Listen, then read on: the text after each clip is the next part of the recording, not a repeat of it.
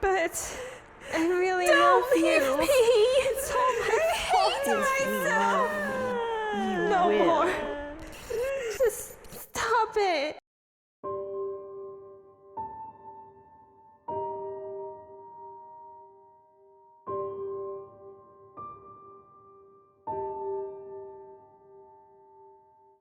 This video is meant to help people experiencing the same thing I went through. This story, I hope, can help open some eyes and make a big step to leave. This all happened back in 2005. I was just 16 years old. After school, I frequently went online to chat with online friends. A boy I haven't spoken to in a year or so randomly IM'd me and chatted with me. My memories of him were fuzzy, and all I can recall is that I met him in a chat room with multiple online friends. Let's call him Ryder. Not too long after we started talking, he asked me out. It seemed a bit quick with me since I barely knew him. I didn't even know what he looked like, but I said, sure, why not? After the first week, we sent each other pictures of ourselves. We complimented each other and it seemed very innocent. I told my former friends about my new boyfriend. One was skeptical of it. Let's call her Vicky. She asked if I ever met him and I said no. Vicky then asked for his screen name to talk to him, so I gave it to her. A few days later, Vicky wanted to show me something. Hey, Yennie. Hi. What's wrong?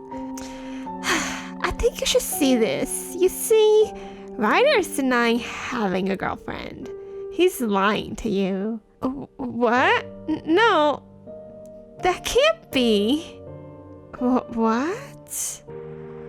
When I went home and talked to Ryder, of course he had an excuse, and I believed it.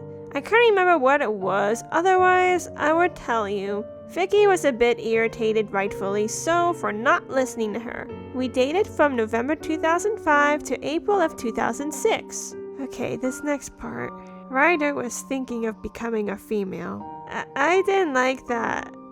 Before you kill me, of course it wasn't my thing, being straight at all. I told him I can't be with him, and I broke up with him. Now, before you hate my teenager self for doing that, listen to these words I'm about to say to you. No one, absolutely no one, should force you to change your orientation for them. No one has the right to force you to be with them if you don't like something about them. That's exactly what Ryder was trying to do to me. But I'll get back to that later. He guilted me to come back to him. Oh, but I'll still be me.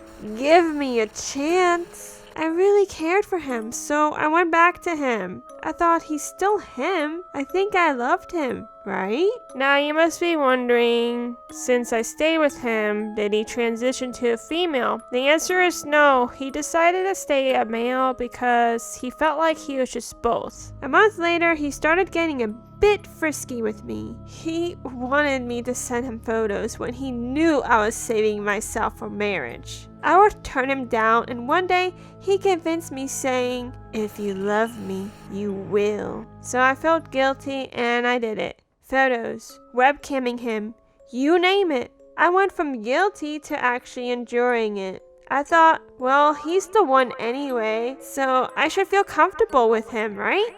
We'll get married someday, right? But then he left me for someone else.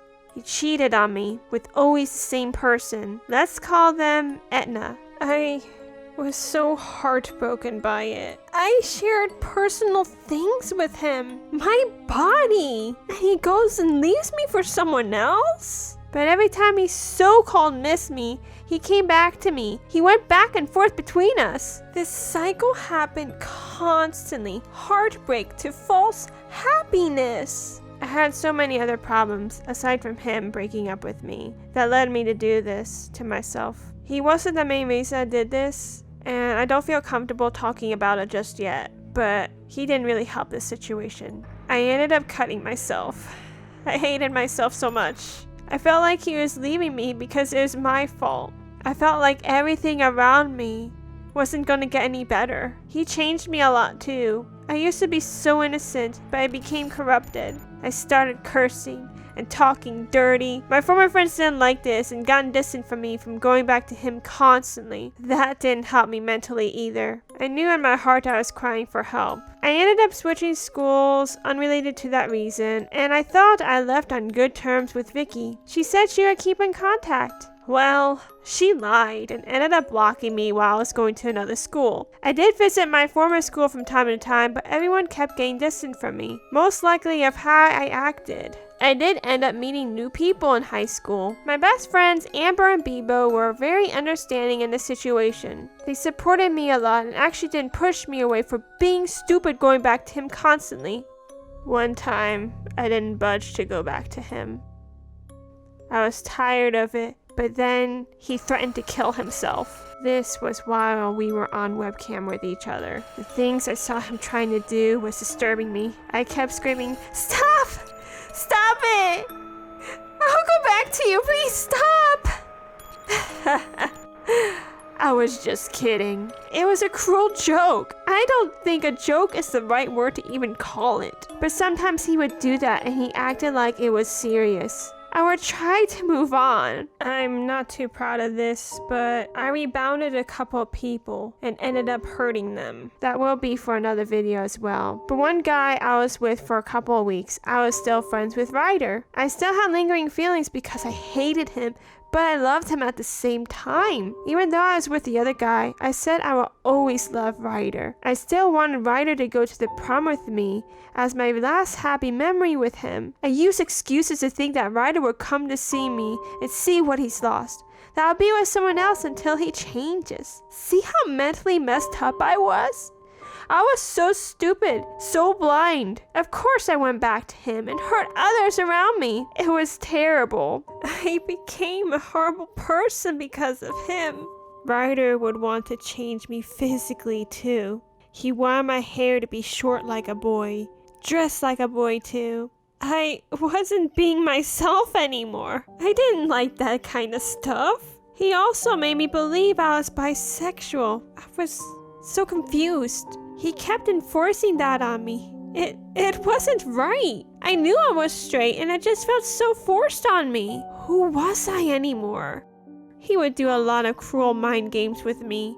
Ryder would make a new username and pretend to be some girl named Crystal. He rather talked down on me, called me names, and said Ryder is hers. Then later on, he signed it and, well, you can pause to look how messed up this conversation is. Another time, he signed in my username and deleted all my friends. He did stuff like that a lot.